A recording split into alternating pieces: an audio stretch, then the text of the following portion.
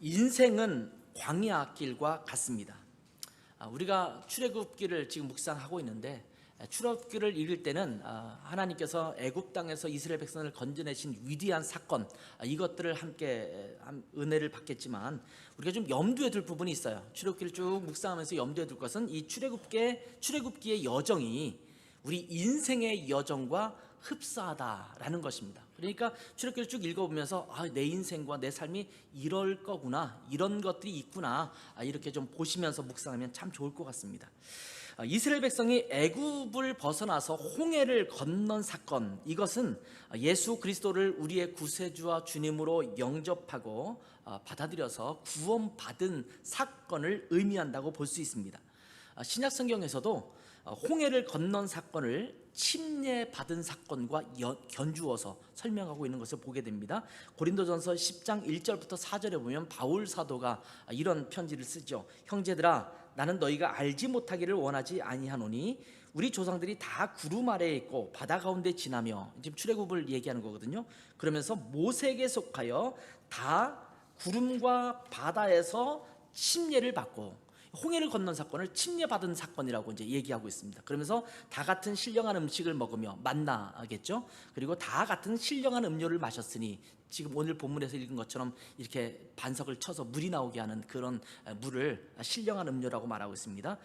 이는 그들을 따르는 신령한 반석으로부터 마셨음에 그 반석은 곧 그리스도시니라, 이렇게 말씀하고 있습니다. 오늘 본문도 보면 반석을 치라고 할 때 호렙산에는 그 반석을 치라, 그냥 아무 반석이나 치는 게 아니라 어떤 특정한 반석을 하나님께서 지시하시면서 그 반석을 치라고 말씀하고 있거든요. 그래서 그 반석을 예수 그리스도라고 말하죠. 그러니까 홍해를 건넌 사건은 침례라고 말한다면, 마치 그 만나를 먹고 그리고 그 음료를 마시는 것, 이 물을 마시게 되는 것은 마치 예수 그리스도의 몸과 피를 상징하는 것처럼 지금 해석을 해주고 있죠. 그래서 침례 의식, 세례 의식과 주의 만찬 의식, 성만찬 의식을 마치 이것처럼 이렇게 묘사하고 있는 장면을 보게 됩니다. 홍해를 건너서 애굽에서 벗어났지만 곧바로 젖과 꿀이 흐르는 가나안 땅으로 들어간 것은 아닙니다. 여러분도 아시잖아요. 이스라엘 백성을 맞이한 것은 광야길이었습니다. 애굽을 벗어나서 야, 홍해를 건넜어, 이제 자유인이야 라고 해서 딱 맞닥뜨렸는데, 거기에는 젖과 꿀이 흐르는 가나안 땅이 쫙 펼쳐진 게 아니라 척박한 광야길을 만나게 된 것입니다. 이스라엘 백성들은 그렇게 기대를 했을지 모르겠습니다만 곧바로 아주 수일 내에, 짧은 시간 안에 가나안을 만난 것이 아니라 굉장히 오랜 시간 동안 광야길을 지나고 있는 것을 보게 되지요. 우리 그리스도인들도 마찬가지입니다. 예수 그리스도를 믿고 거듭나고 구원받으면 내 삶은 자유롭고, 나는 평안하고, 모든 근심과 걱정은 다 없어지고, 나는 모든 복을 받아야 될 것 같다고 느껴지고 생각하는데, 우리 그리스도인의 인생길이 그렇게 만만치가 않거든요. 그래서 제가 어떤 책을 하나 쓸까 생각하고 있는 책 제목 중에 하나가, 그냥 저 혼자 생각할 때 인생은 만만치가 않다, 이런 책을 한번 써볼까, 이런 생각도 들고 있어요. 제가 시편 묵상을 쭉 하면서 인생은 만만한 것이 아니야, 시편 기자가 그렇게 자꾸 고백하잖아요. 이제 인생은 만만하지가 않아요. 예수 믿었는데도 불구하고 여러분 아시잖아요. 우리 삶이 만만합니까? 만만하지 않아요. 온갖 걱정, 어려움을 다 그대로 맞닥뜨리며 살고 있는 것입니다. 우리가 하나님 나라에 가기 전까지는 이 땅에서 인생길을 살아가게 됩니다. 이 인생길은 마치 출애굽기에 나오는 광야길과 같다, 이렇게 보시면 됩니다. 그리고 40년의 광야길을 건너서, 요단강을 건너서 하나님께서 약속하신 약속의 땅, 가나안 복지라고 그러죠. 가나안 복지로 들어가게 되는데, 이런 그 요단강을 건넌 것을 우리 흔히 죽음으로 많이 묘사하잖아요. 찬송가에 보면 요단강 건너가 만나리, 이런 찬양이 있잖아요. 며칠 후 요단강 건너가 만나리. 주로 언제 이 노래를 부릅니까? 언제나 불러도 되는 찬양인데 주로 장례식장에서 많이 부르잖아요. 요단강을 건넜다, 이런 표현은 죽었다, 이런 표현이에요. 그러니까 요단강을 건너서 가나안 땅에 들어가면 드디어 젖과 꿀이 흐르는 그 하나님이 약속하신 그 땅을 들어가게 되는 거예요. 자, 우리가 예수 그리스도를 믿고 구원받았습니다. 이것을 우리가 흔히 칭의의 사건이라고 말해요. 칭의, 우리를 의롭게 하셨다라는 거예요. justification. 이거는 법적인 용어예요. 너가 죄가 있든 없든 상관없어. 내가 법정 판결을 내릴 때 너를 의인으로 내가 그냥 판정을 내리겠다라는 거예요. 그러니까 여러분, 세상 법정에서도 죄를 지었음에도 불구하고 누구나 다 알고 있음에도 불구하고 재판관이 무죄 딱 선언하면 뭐 상고할 수 있지만 끝까지 가서 무죄가 되면 어떻게 됩니까? 그 사람은 죄 없음이 되는 거예요.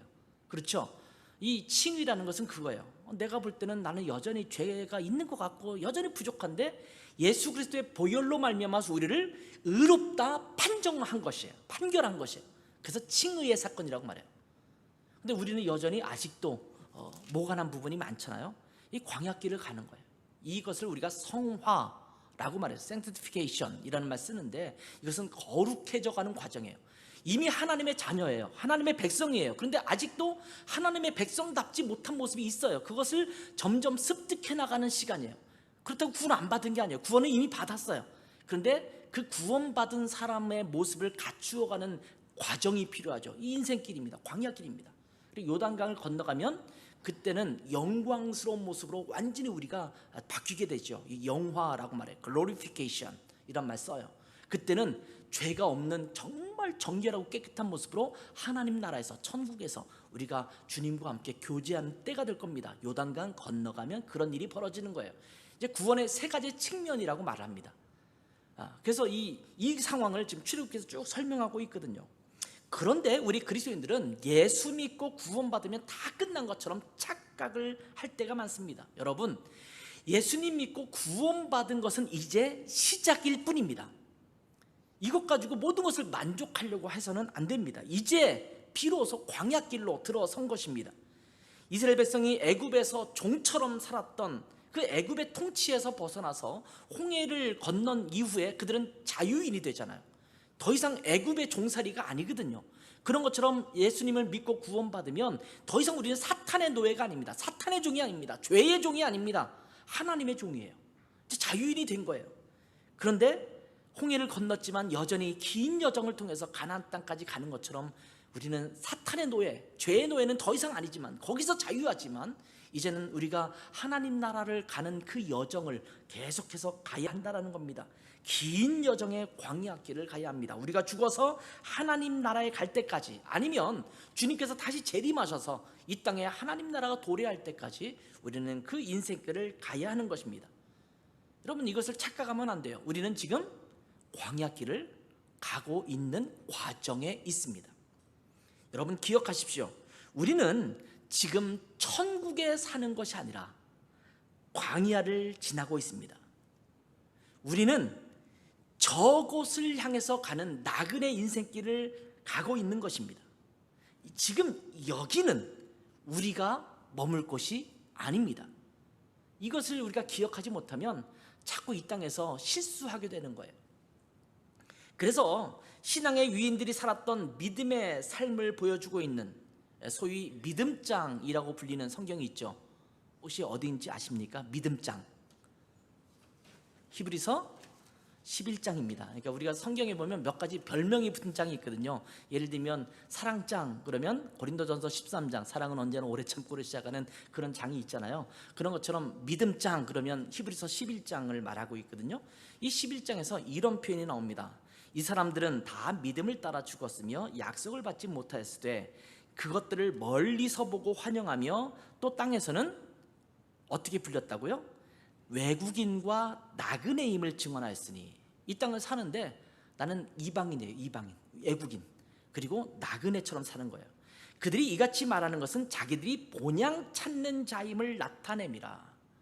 아직 본향에 가지 않았다고 생각하면서 살고 있다는 겁니다. 그들이 나온 바 본향을 생각하였더라면 돌아갈 기회가 있었으려니와, 이 15절에서 나온 바 본향은요, 아브라함이 갈대아 우르를 떠났잖아요. 그럼 그곳이 내 고향으로 생각했다면 그곳으로 다시 돌아갈 기회가 있었어요. 이 땅이 내 본향이라고 생각하면 그곳으로 가려고 했지만 그들은 그것을 생각하지 않았어요. 그러면서 그들의 이제는 더 나은 본향을 사모하니 곧 하늘에 있는 것이라.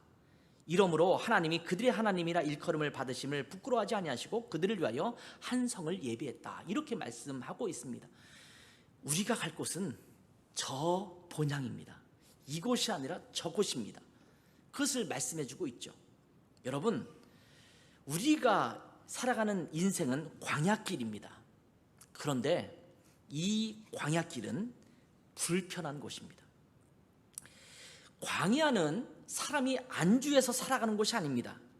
마을이 형성되어 있는 곳, 오아시스가 있어서 마을이 형성되어 있으면 그곳을 광야라고 부르지 않습니다. 그렇기 때문에 이 광야는 당연히 불편할 수밖에 없는 곳입니다. 여러분, 지금 우리는 광야길을 가고 있다고 했죠?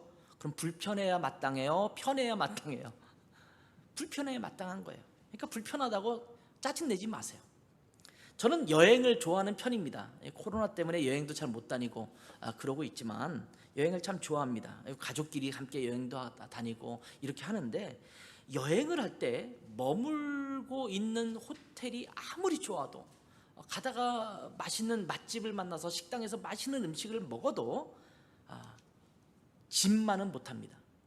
그래서 여러분, 아마 여러분도 그럴 것 같은데, 여행을 잘 재미있게 즐기고 집에 들어올 때 여러분이 무슨 말을 많이 하시냐면, 역시 집이 최고야, 이런 얘기 하잖아요. 아무리 진수성찬을 차려놓고 5성급 호텔에 머물다 와도 집에 오면, 물론 어떤 분 중에서는 학구방집 같은 그런 집에 머물기 때문에 나는 그래도 이 집 싫어 이렇게 하시는 분도 있겠지만, 일반적으로 볼 때는 집에 와서 내 집이 최고다 이렇게 말하고 있잖아요. 우리 한국에 살고 있는데 아무리 좋은 나라를 여행하고 돌아와도 우리나라 오면 우리나라가 좋잖아요. 안 그렇습니까? 저는 20년을 독일에 살다 왔는데 한국에 살다 보니까 한국이 좋더라고요. 아무리 독일이 잘 돼 있는 나라였는데도 한국이 훨씬 저에게 편해요. 왜? 제 고향이잖아요. 이 광야길은 불편한 것들이 많습니다.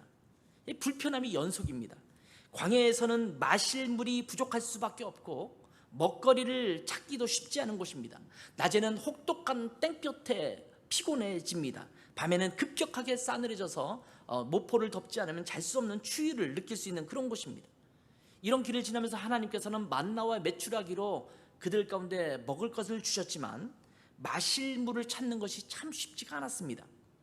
그러자 이스라엘 백성들이 다시 모세에게 찾아와서 원망하기 시작합니다. 우리에게 마실 물을 달라 하면서 불평을 쏟아붓습니다. 3절을 보면, 거기서 백성이 목이 말라 물을 찾으매 그들이 모세에게 대하여 원망하여 이르되, 당신이 어찌하여 우리를 애굽에서 인도해 내어서 우리와 우리 자녀와 우리 가축이 목말라 죽게 하느냐, 이렇게 말합니다. 이스라엘 민족이 가나안 땅까지 가려면 필연적으로 광야길을 거쳐야 합니다. 그 길을 통과하지 않고는 갈 수가 없습니다. 오늘날 같으면 비행기 타고 이동하면 되겠지만 그 당시는 그런 시절이 아니지 않습니까? 그들은 반드시 광야길을 지나야 합니다. 그러니 뭔가 부족할 때 원망할 수도 있지 않겠습니까? 물이 부족할 때, 먹을 것이 부족할 때, 추울 때 모세를 향해서 우리 좀 먹을 게 필요합니다, 마실 게 필요합니다, 이렇게 말할 수 있습니다. 그 정도까지 뭐라고 하지 않을 것 같아요. 여러분, 인생 살면서 피곤하고 불편하고 어려운 점이 있잖아요. 그걸 하나님 앞에 말하는 것 주님께서 전혀 개의치 않습니다. 그래, 그럴만도 하지, 내가 안다, 이렇게 말씀하실 거예요. 근데 문제는 선을 넘는 게 문제예요. 선을 넘는 것. 이 선을 넘는 사람들이 문제거든요. 운전할 때도 선을 넘으면 안 되죠. 부부 사이에도 선이 있어요. 선을 넘으면 상당히 상대방이 기분 나빠하고 싫어할 수가 있거든요. 우리가 살다 보면 선을 거놓고 이 선은 넘지 말아야 될 선으로 있는 게 있거든요. 근데 이스라엘 백성은 자꾸 선을 넘어요. 그 선을 넘는 게 어떤 말이냐면, 왜 우리를 애굽에서 건져내서 이 꼴을 당하게 하느냐, 이게 선을 넘는 말이에요. 말을 참 조심해야 되거든요. 우리가 이렇게 여기까지 온 것도 너무 감사하다, 가나안 땅까지 가려면 아직도 멀었는데 근데 먹을 물이 필요한데 이거는 어떻게 하면 좋겠느냐, 이렇게 말하는 거랑 왜 우리를 이 애굽에서 건져내서 이 꼴을 당하게 하느냐라는 말은 굉장히 다른 말이거든요. 이 선을 넘은 것입니다. 애굽에서의 구원이 오히려 내 자신에게 해가 됐다, 이렇게 말하고 있는 겁니다. 단순히 먹고 사는 문제, 물을 해결하는 문제라고 한다면 애굽이 더 편했을 수도 있습니다. 편안함. 노예처럼 고통을 받고 있다 하더라도 먹을 것이 있었고 마실 것이 있었습니다. 우리가 두고 있는 가치를 먹고 사는 것에 두고 있다면 하나님의 구원이 필요할까요? 예수 그리스도의 구원이 필요할까요? 여러분이 먹고 사는 문제를 해결하려면 예수님 없어도 돼요. 그냥 사시면 돼요. 최선을 다해서 수단과 방법을 가리지 말고 일하면서 먹고 살면 돼요. 근데 우리의 가치는 먹고 사는 것에 최우선을 두고 있지 않잖아요. 어쩌면 먹고 사는 문제가 우리의 최고의 가치라고 한다면 예수 그리스도를 믿는 것이, 구원받아서 그리스도인이 되는 것이 더 불편할 수 있습니다. 사람들이 마음껏 즐기는 쾌락을 못 즐기잖아요. 우리는요. 세상 사람들은 죄가 아니라고 하는데 어떤 부분은 그리스도인은 죄라고 말하잖아요. 아니, 우리는 왜 이렇게 얽매여 살아야 되지? 이런 생각이 들잖아요. 자유분방한 삶을 살고 싶은데 그걸 못하게 하잖아요.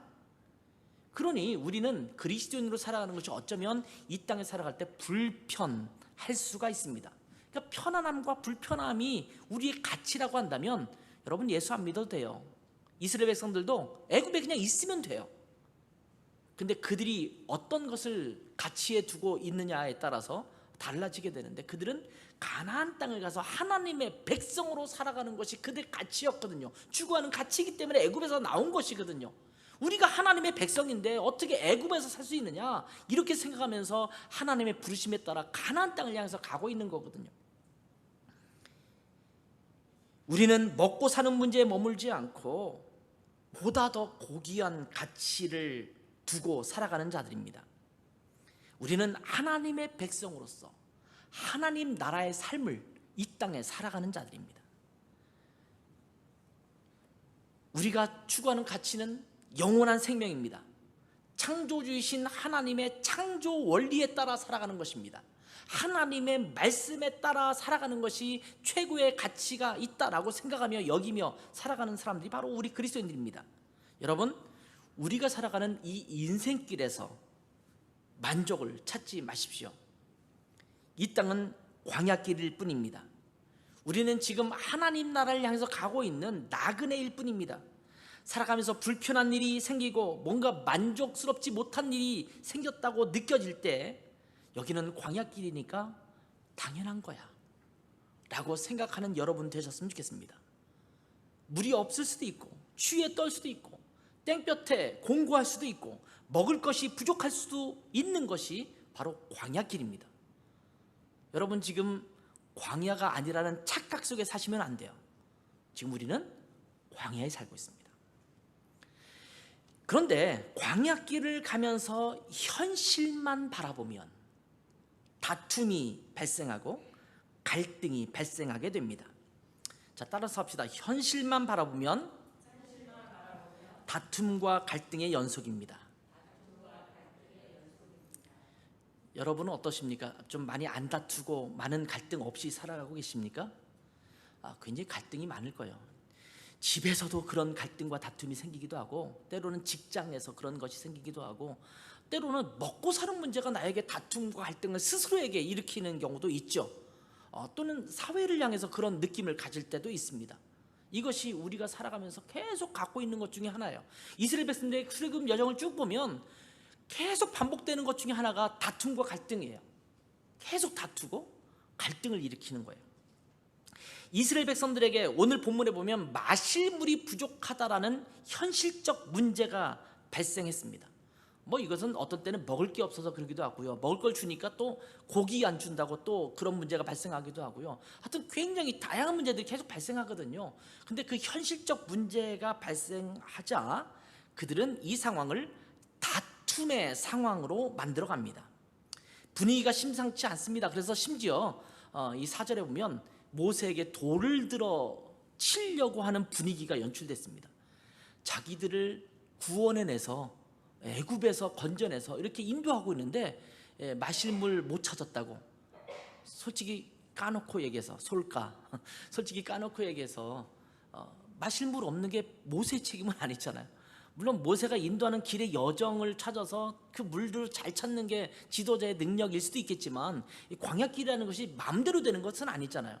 오늘날처럼 무슨 탐지기가 있거나 아니면 내비게이션이 있어서 갈 수 있는 것도 아니라고 한다면 쉽지 않은 문제거든요. 근데 그런 상황이 벌어지자마자 지도자에게 돌을 들어서 던지려고 하는 거예요. 우리가 하나님의 말씀과 또 하나님의 능력을 망각하고 우리의 불편에게만 집착하게 되면 우리는 하나님께도 원망과 불편함을 바라게 됩니다. 그래서 모세는 이스라엘 백성들 향해서 이렇게 말합니다. 2절 보면 너희가 어찌하여 나와 다투느냐, 어찌하여 여호와를 시험하느냐, 이렇게 말하고 있어요. 하나님을 시험한다라는 게 무슨 말입니까? 하나님의 능력이나 또 하나님께서 우리와 함께 하신다는 것에 대한 불신을 갖는 겁니다.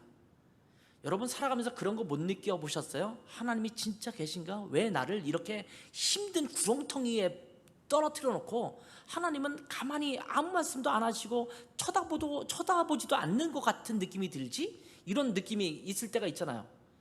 근데 여러분만 느끼는 게 아니에요. 이 사람들도 그랬고요.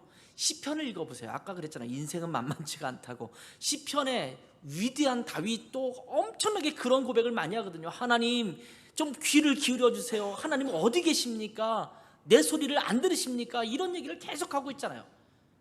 여러분 우리의 인생 속에 그런 것들이 비일비재하게 일어날 수 있습니다. 그러면서 하나님 앞에 불평하는 거예요. 그런데 다윗과 우리들과는 다른 건 뭐냐면 다윗의 시편을 보면 알겠지만 처음에는 그렇게 시작해요. 하나님 어디 계십니까? 소리를 안 들으십니까? 뭐 이러지만 뒷부분으로 가면 어떻습니까? 하나님을 찬양하고 하나님을 신뢰하는 것으로 마무리 짓잖아요. 근데 이스라엘 백성들은 그 뒤가 없는 거예요. 어렵고 힘들면 하나님 앞에 부르짖을 수 있어요. 하나님 우리 힘들어요. 왜 이렇습니까? 우리 안 보세요. 좀 쳐다봐 주세요. 이렇게 외칠 수 있어요. 근데 그 고백이 시험이라는 게 하나님이 안 계신다라고 의심하고 불신하고 이런 것이 아니라 믿음의 고백으로 나아가야 되거든요. 7절에 보면 그들이 여호와를 시험하여 이르기를 여호와께서 우리 중에 계신가 안 계신가 하였음이더라, 이렇게 말하고 있어요. 여러분 하나님을 신뢰하지 않으면 현실적인 문제에 부딪혔을 때 다툼과 갈등만 일어납니다. 뭐 저희는 개척교회이기 때문에 아직 심각하게 그런 문제는 있을 수 없어요. 예를 들면 좀 기성교회 조금 약간 규모가 있는데 교회 재정이 바닥이 난다고 치면 교회 재정이 바닥났다는 건 쉽지 않은 일이잖아요. 우리는 늘 바닥이니까 괜찮아요. 근데 조금 여유 있던 교회에서 바닥이 생기면 힘들잖아요. 근데 저도 목회를 오랫동안 해봤지만 바닥까지는 아니어도 바닥으로 내리치려고 하면 그 안에서 이걸 가지고 믿음을 가지고 우리가 어떻게 해보자가 아니라 일반적으로 갈등과 다툼의 현상으로 나타날 때가 너무나 많아요. 교회에 어떤 문제가 생겼어요. 문제가 발생할 수 있잖아요. 그럼 문제가 발생하면 그것이 함께 기도하고 마음을 모아서 하나님을 향해서 나가는 교회도 있지만 많은 경우는 다툼과 갈등의 문제로 비화될 때가 많거든요. 여러분 집안은 어떻습니까? 부부관계는 어떻습니까? 문제가 생기면 다툼과 갈등으로 나아갑니까? 아니면 하나님을 향하여 마음을 모아서 우리 금식하며 기도하자. 웃으시는 거 보니까 별로 경험 없는 뭐 그런 말을 이렇게 하는 표정인 것 같은데, 아무튼 그런 것으로 나아가게 됩니까? 하나님을 신뢰하고 하나님을 한 마음으로 바라보았다면 다툼이 아니라 하나 된 마음으로 오히려 한 신앙 공동체를 깊이 경험하는 그런 계기가 되었을 것입니다. 왜 교회 안에서 불평이 일어나고 다툼이 일어납니까? 왜 그리스도인들끼리 다툼과 갈등이 일어나는가 생각해 보면 현실적인 문제 앞에서 하나님께 나아가기보다는 자신의 생각과 욕심에 따라 행하기 때문에 그런 갈등과 다툼이 일어나는 것입니다. 여러분 우리는 광야길이에요. 문제는 발생할 수밖에 없어요. 발생할 때 하나님을 바라보세요. 하나님을 시험하지 마세요. 하나님 도대체 뭐 하시는 겁니까? 진짜 이걸 해결하실 거예요? 말 거예요? 하나님 해결할 수 있을까 없을까? 이렇게 자꾸 의심하지 마세요. 믿으십시오. 하나님은 반드시 해결하시는 분이십니다. 정말 믿으세요? 우리 교회 그렇게 삽시다. 하나님은 해결하시는 분이에요.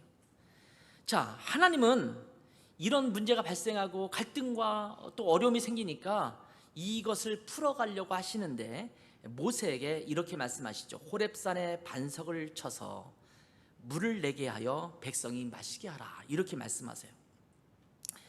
왜 그랬을까요? 왜 그랬냐면 모세가 기도했기 때문입니다. 4절 보면 하나님 앞에 기도했다라고 말했어요. 모세가 여호와께 부르짖어 이르되, 이렇게 말하고 있거든요. 지도자가 하나님 앞에 나아간 거예요. 하나님 어떻게 할까요? 문제 해결책을 하나님께 바라봤어요. 백성과 싸우는 것이 아니라 하나님을 바라본 것입니다. 지도자는 다툼이나 갈등이 일어날 때 다툼의 대상자와 맞서기보다는 하나님을 향해야 합니다. 그럼 목사가 갖춰야 될 덕목 중에 하나고, 교회에서 지도자 격에 있는 분들이 해야 될 태도 중에 하나입니다. 그래서 하나님께서 지혜를 주시고 하나님의 방법을 보여주시는 겁니다. 하나님은 지팡이로 그 반석, 특별히 지정한 그 반석을 치게 하시면서 나일강을 치던 내 지팡이를 손에 들고 가라, 이렇게 5절에 말씀하고 있어요. 굳이 지팡이라고 말하지 않고 나일강을 치던 내 지팡이, 이렇게 이야기하고 있습니다. 이렇게 말씀하신 이유는 모세를 부르실 때부터 모세의 손에 잡혀있던 지팡이는 하나님의 능력을 행하는 도구가 되었습니다. 지팡이가 능력이 있는 게 아닙니다. 그런데 하나님께서 그 지팡이를 하나의 상징적 의미로 계속적으로 하나님의 능력을 기억하게 하는 도구로 사용하신 거예요. 아, 맞아, 하나님이 나를 부르실 때도 이 지팡이를 통해서 뭔가 역사를 행하셨지. 10가지 재앙을 행하실 때도 하나님께서 이 지팡이를 통해서 뭔가 행하셨지. 홍해를 가를 때도 이 지팡이를 통해서 하나님께서 일을 행하셨지. 아, 이 지팡이, 하나님의 능력이 있지. 이것을 보게 하는 도구가 되는 거예요. 아마 근데 이것이 굉장히 신령한 지팡이였으면 이스라엘 백성들이 이 지팡이를 고이고이 모셔두었을지 몰라요. 근데 이 지팡이가 신령한 게 아니기 때문에 그것은 없어요. 필요 없는 거예요. 하나님이 그렇게 능력을 행하시는 겁니다.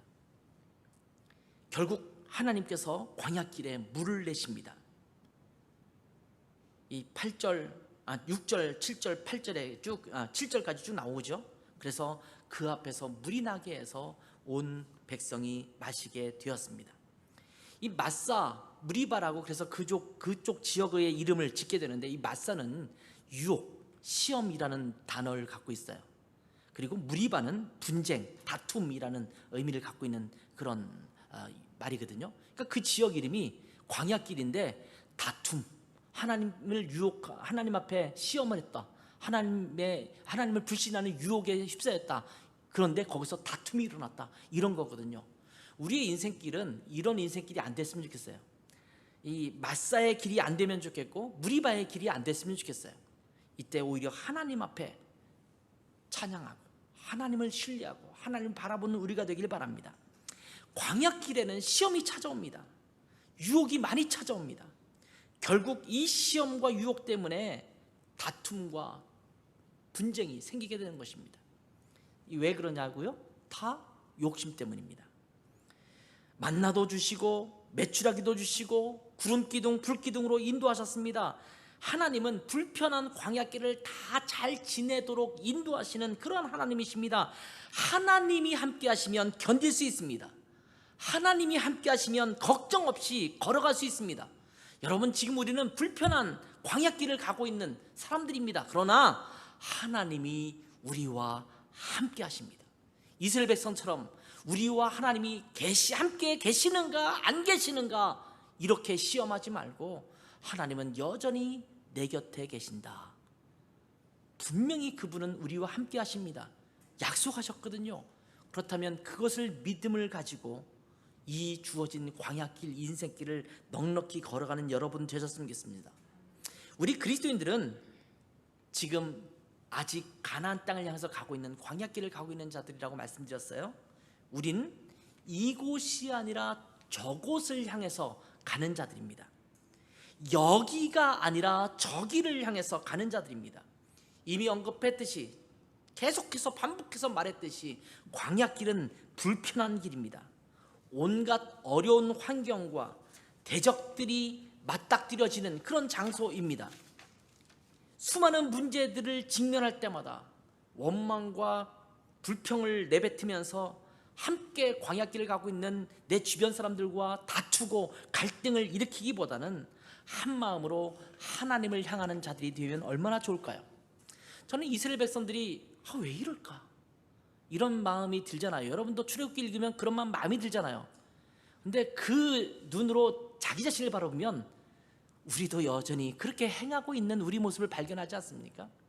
우리가 출애굽기 읽으면서 이런 것을 생각해 보잖아요. 요때 물이 없어, 부족해. 그러면 모세에게 나가서 우리 하나님 앞에 좀 기도하는 시간 가졌으면 좋겠어요. 우리 물이 부족해요. 우리 함께 합심해서 기도하지요. 이렇게 했으면 얼마나 깔끔하게 끝났을까. 근데 이스라엘 백성들은 계속 반복해서 이 갈등과 다툼을 일으키고 있는 그 모습을 보잖아요. 근데 그 모습이 누구의 모습이라고요? 우리의 모습이기도 합니다. 우리가 출애굽기를 보면서 머릿속에 이미 알고 있는 정답을 우리의 삶 가운데 행하는 여러분 되셨으면 좋겠습니다. 그래서 하나님을 향하는 여러분 되셨으면 좋겠어요. 하나님을 향하면 문제가 해결되고 하나님을 향하면 승리를 맛보게 될 줄 믿습니다. 우리는 지금 불편한 광야길을 행하고 있습니다. 그러나 하나님과 함께 가고 있습니다. 그 사실을 염두에 두시고 하나님을 의지하며 살아가는 승리하는 모든 우리 라이트하우스 김포 우리 모든 성도들 되기를 주님의 이름으로 축원합니다. 기도하겠습니다. 하나님 아버지, 어렵고 힘든 길을 가고 있는 우리가 우리 자신의 문제 또 현실의 문제에만 집착하지 말고 눈을 조금 돌려서 여전히 우리 곁에 계시며 우리와 함께 하시는 주님을 바라보는 저희들 되게 도와주시고 주님을 의지하는 저희들 되게 도와주시옵소서.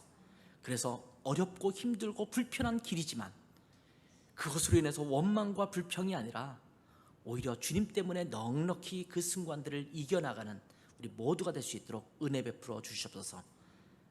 감사하며 예수님의 이름으로 기도했습니다. 아멘.